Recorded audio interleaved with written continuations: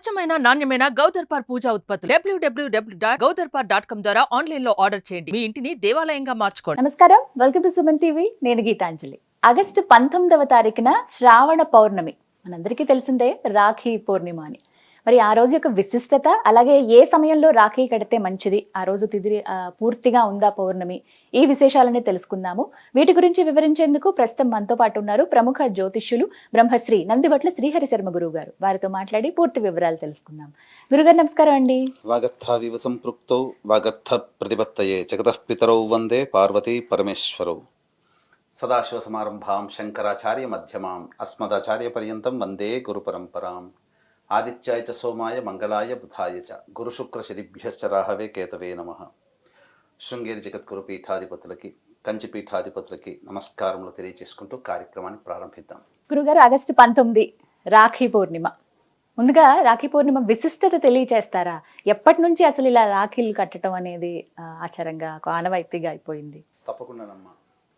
ఈ యొక్క 2024 సంవత్సరంలో ఆగస్టు 19వ తారీఖు రోజున రాఖీ పౌర్ణమి పండుగ జరుపుకుంటున్నాం. అయితే దీనికి ఒక విశిష్టత, ఎప్పటికీ లేనటువంటి విశిష్టత ఏంటంటే, ఈసారి శ్రావణ పౌర్ణమిని మహాశ్రావణి అనే పేరుతో పిలుస్తున్నారు. ఎందుకనండి? ఎందుకనంటేనమ్మా, మనకు సాధారణంగా పౌర్ణమి చంద్రుడికి సంబంధించింది కదా. శ్రవణ నక్షత్రం ఉండాలి ఆ రోజున. కొన్ని సందర్భాల్లో శ్రవణ నక్షత్రం ఉండదు. కానీ ఈసారి శ్రావణ పౌర్ణమికి శ్రవణ నక్షత్రం ఉంది. అందున చంద్రుని వారమైనటువంటి సోమవారం రోజున కలిసి వచ్చింది. సోమవారము చంద్రునికి సంబంధించింది, పౌర్ణమి చంద్రునికి సంబంధించింది. శ్రవణ నక్షత్రానికి అధిపతి కూడా చంద్రుడే. కాబట్టి ఈ సందర్భంగా ఏంటనంటే, ఈ యొక్క శ్రావణ పౌర్ణమిని మహాశ్రావణి అని అంటారు. అయితే శ్రావణి పౌర్ణమి అనగానే చాలా మందికి అందరికి గుర్తుకొచ్చేది రాఖీ పౌర్ణమి అని అంటారు. కానీ వాస్తవానికి ఏంటంటే, అన్ని పౌర్ణమి లాగానే శ్రావణ పౌర్ణమి, ముఖ్యంగా పూర్వకాలంలో ఈ శ్రావణ పౌర్ణమిని మన తెలుగునాట ఏ విధంగా ఆచరించేవారంటే, యజ్ఞోపవీత ధారణ కలిగినటువంటి కుటుంబాలలో ఉత్తరాయణంలో ఈ యొక్క ఉపనయన సంస్కారం జరిపించి, శ్రావణ పౌర్ణమికి మళ్ళీ ఉపాకర్మ జరిపించుకొని, తదనంతరం వేద విద్య అభ్యసనం లేదా ఏదైనా గురుకుల పాఠశాలలో అభ్యసనం కోసం పంపించేవాళ్ళు. ఈ విధంగా జరుపుకునేవాడు. కానీ ఈ యొక్క శ్రావణ పౌర్ణమికి కొన్ని చారిత్రక ఆధారాల ప్రకారం మనకు ఉత్తరాది ప్రాంతం నుంచి ఇది రాఖీ పౌర్ణమిగా మనకు అందుబాటులోకి మనకు తెలుస్తుంది. అయితే ముఖ్యంగా మొట్టమొదటిగా ఈ యొక్క రాఖీ పౌర్ణమిని జరుపుకున్నటువంటి సందర్భం ఏంటంటే, ఈ యొక్క బలి చక్రవర్తితో యుద్ధం చేసినటువంటి, దేవాసుర సంగ్రామంలో యుద్ధం చేసినటువంటి ఆ ఇంద్రునికి రక్షగా గౌరీ అమ్మవారిని ఉపాసన చేసి, ఇంద్రుని భార్య అయినటువంటి శచీదేవి ఆ యొక్క తోరము కట్టింది. 9 గ్రంథులతో ఉన్నటువంటి తోరంని రక్షగా కట్టింది. ఆ రోజు శ్రావణ పౌర్ణమి, శ్రావణ మాసంలో ఉన్నటువంటి పౌర్ణమి తిథి రోజున మొట్టమొదటి చారిత్రక ఆధారంగా. ఇక రెండవ ఆధారం గనక చూసుకున్నట్లయితే, బలి చక్రవర్తి గొప్ప విష్ణు భక్తుడు. ఆ విష్ణు భక్తుడు తన యొక్క భక్తి పార్వశ్యంతో, భక్తితో విష్ణువునే గెలిచి, విష్ణువే తన యొక్క రాజ్యానికి రక్షకుడుగా ఉండే విధంగా భక్తితో సంపాదించుకున్నాడు. వైకుంఠం వదిలినటువంటి ఆ యొక్క విష్ణు భగవాను యొక్క జాడ తెలుసుకున్నటువంటి లక్ష్మీదేవి తిరిగి మళ్ళీ విష్ణు భగవాన్ని వైకుంఠానికి తీసుకురావడం కోసం ఆ యొక్క లక్ష్మీదేవి బలిచక్రవర్తికి, అదే గౌరీ అమ్మవారిని ఉపాసన చేసి బలిచక్రవర్తికి రక్షగా కట్టి తన భర్తని తనకు తిరిగి ప్రసాదించమని వేరుకుంది. ఆ విధంగా బలిచక్రవర్తికి కట్టినటువంటి రక్ష కాబట్టి అప్పటి నుంచి ఆ యొక్క మంత్రము అనేటువంటిది వచ్చింది, ఏనబద్ధో బలిరాజు అని చెప్పి.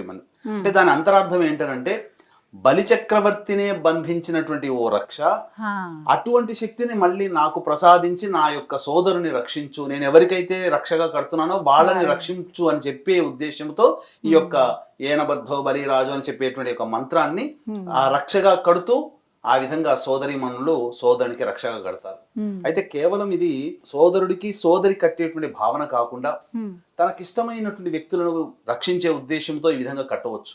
కేవలం ఒక స్నేహితురాలు స్నేహితుడికి కట్టవచ్చు.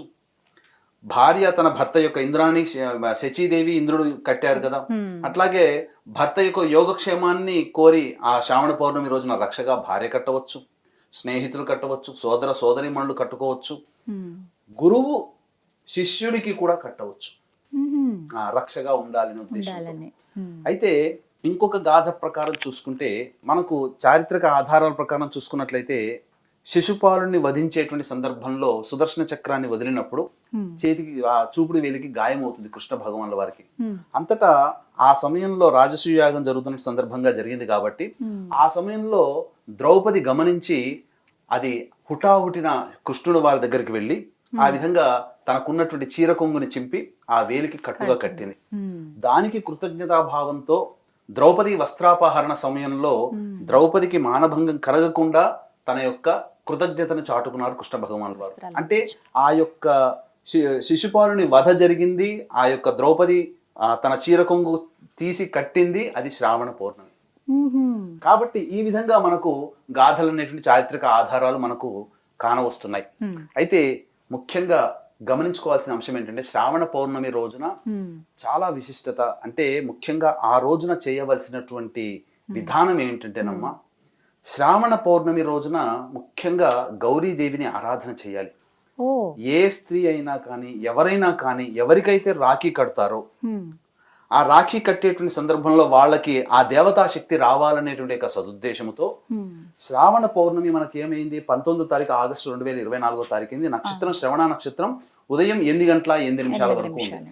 కాబట్టి సూర్యోదయ పూర్వమే ఎవరికి రాఖీ కట్టాలని అనుకుంటారో ఆ రాఖీ కట్టే వాళ్ళు సూర్యోదయ పూర్వమే కాలకృత్యాదులన్నీ తీర్చుకొని ఆ యొక్క గౌరీ అమ్మవారు అంటే ఎవరండి, పార్వతీ అమ్మవారు, దుర్గా అమ్మవారు, ఆ అమ్మవారి పాదాల దగ్గర తాను రాఖీ కట్టదలిచినటువంటి వ్యక్తికి సంబంధించి మంచి జరగాలనే సదుద్దేశంతో 9 ముడులు కడిగినటువంటి తోరములు, ఆ విధంగా 3 తోరములు తీసుకోవాలి. తీసుకొని తమలపాకు మరియు వక్కలు, ఆ వక్కలు పెట్టి ఆ యొక్క తోరములు ఆ విధంగా అక్కడ పెట్టి ముందుగా గణపతి పూజ చేసుకొని గణపతి యొక్క అనుగ్రహం తీసుకొని తదనంతరం లలితా సహస్రనామం కానీ దుర్గా సహస్రనామం కానీ ఇంకా చెప్పాలి అని అంటే శివ సహస్రనామం ఏదైనా కానీ మీకు ఇష్టమైన దేవతా సహస్రనామాన్ని ఆ ముందు పారాయణం చేసి లేదా లలితా సహస్రనామం లలితా త్రిశతి పారాయణం ముమ్మార్లు చేసి ఆ విధంగా మనము పూజ ముగించుకోవాలి. అయితే దీనికంటూ కూడా ఒక సమయం ఉందమ్మా. అంటే ఏ సమయంలో చేయాలి అని అంటే ముఖ్యంగా వాడవలసినటువంటి ద్రవ్యములలో చూసుకుంటే బంగారు రాఖీ కానీ వెండి రాఖీ కానీ కట్టమన్నది. ఈ రోజు మనకు అనేక సందర్భాల్లో వస్తున్నాయి. అందరికీ బంగారం కట్టుకునే తాహత ఉండదు కదా, కనీసం వెండి రాఖీ కట్టగలిగేటువంటి తాహత ఉంటుంది ఎవరికైనా కానీ. ఈ రోజున 300-400 పెడితే వెండి రాఖీ వస్తుంది. వెండి రాఖీని కూడా ఆ పూజా సమయంలో పెట్టుకోవాలి. పెట్టుకున్న తర్వాత ఈ యొక్క రాఖీ కట్టే సమయం చాలా ప్రధానమైంది. వీక్షించేటువంటి ప్రేక్షకులు చాలా జాగ్రత్తగా గమనించండి. ఈసారి శ్రావణ పౌర్ణమి రాఖీ పౌర్ణమి చెప్పుకునే మనము చేసుకోవాల్సినటువంటి సమయం ఏముందనంటే భద్రాకరణం అనేటువంటిది ఉందమ్మా. అంటే ఆ సమయంలోనే కట్టాలంటారా? ఆ భద్రాకరణంలో ఉండగా ఎటువంటి శుభకార్యాలు చేయకూడదు. ఇక్కడ భద్రాకరణానికి సంబంధించి 2 గాథలు ఉన్నాయి. ఏంటంటే రావణాసురుని యొక్క సోదరి భద్ర, ఆ విధంగా ఆ రావణాసురుని యొక్క సోదరి శూర్పణఖ భద్రాకరణంలో ఉండగా రాఖీ కట్టింది కాబట్టే దేవాసుర సంగ్రామంలో రాముడి మీద ఓడిపోయాడు, రావణాసురుడు హతమయ్యాడు. ఎందుకంటే మనకు ఈ యొక్క దసరా నవరాత్రుల్లోనే కదా ఈ యొక్క యుద్ధం అని జరిగింది. మరి దసరా కంటే ముందే కదా శ్రావణం వచ్చేది. కాబట్టి శూర్పణఖ ఈ భద్రాకరణం ఉన్నటువంటి సమయంలో రాఖీ కట్టడం తత్ప్రభావం వల్లనే ఆ యొక్క రావణాసురుడు సంహరించబడ్డాడు రామరావణ సంగ్రామంలో అని చెప్పారు. భద్రాకరణం ఉన్నప్పుడు రాఖీ కట్టకూడదు. ఇంకొక విధంగా చెప్పాలి అని అంటే ఈ యొక్క భద్రాకరణం అనేటువంటిది శని యొక్క సోదరి, సూర్యుని యొక్క కుమారి. అంటే ఆ యొక్క భద్రకు ఉన్నటువంటి యొక్క వరప్రభావం వల్ల తాను ముల్లోకాలలో స్వేచ్ఛగా విహరించగలిగే శక్తి ఉంటుంది. అయితే ఏ సమయంలో ఎప్పుడు ఎక్కడ ఉంటుందో తెలియదు, కానీ ఎక్కడ ఉంటుందో ఆ యొక్క స్థలము కానీ ఆ సమయం కానీ చాలా దుష్ప్రభావాలు ఉంటాయి. కాబట్టి ప్రజలందరూ కూడా పీడింపబడతారని చెప్పి బ్రహ్మ ఒక సమయాన్ని కేటాయించాడు. నువ్వు ఈ సమయంలో భూలోకంలో ఉండు అని చెప్పి కరణంలో చోటిచ్చాడు. ఆ విధంగా భద్రాకరణం ఉన్నప్పుడు ఎవరైతే శుభకార్యాలు చేస్తారో ఆ శుభకార్యాలన్నీ కూడాను నిష్ఫలమైపోతాయి. మరి శ్రావణ పౌర్ణమి రోజున శుభకార్యం అంటే ఏంటి? సోదరుడికి సోదరి మంచి చక్కగా జీవితాంతం అండగా ఉండాలనే ఉద్దేశంతో సోదరి కడుతుంది. అట్లాగే సోదరుడి యొక్క యోగక్షేమం కూడా దీంట్లో ఆధారపడి ఉంటుంది. కాబట్టి భద్రాకరణం ఉన్నటువంటి సమయంలో ఈ యొక్క రాఖీ కట్టకూడదు. భద్రాకరణం ఎప్పుడుంది? 19వ తారీఖు రాఖీ పౌర్ణమి రోజున మధ్యాహ్నం 1:28 వరకు ఉంది. కాబట్టి ఆ యొక్క 1:28 వరకు కూడా రాఖీ కట్టడానికి అవకాశం లేదు. దుర్ముహూర్తము మధ్యాహ్నం 12:45 నుంచి 1:35 వరకు, తిరిగి మధ్యాహ్నం 3:15 నుంచి 4:05 సాయంత్రం వరకు దుర్ముహూర్తం ఉంది. వర్జ్యం కూడా ఉదయం 11:44 నుంచి మధ్యాహ్నం 1:11 వరకు వర్జ్యం ఉంది. కాబట్టి భద్రాకరణం మధ్యాహ్నం 1:28 వరకు. కాబట్టి ఎటు చూసుకున్నా భద్రాకరణంలో రాఖీ కట్టకూడదు, కాబట్టి 1:28 వరకు పనికిరాదు. ఆ రోజు మధ్యాహ్నం వరకు కూడా పనికిరాదు. ఇక వర్జ్యం దుర్ముహూర్తం లేని సమయంలో మనం చూసుకొని రాఖీ కట్టాలి.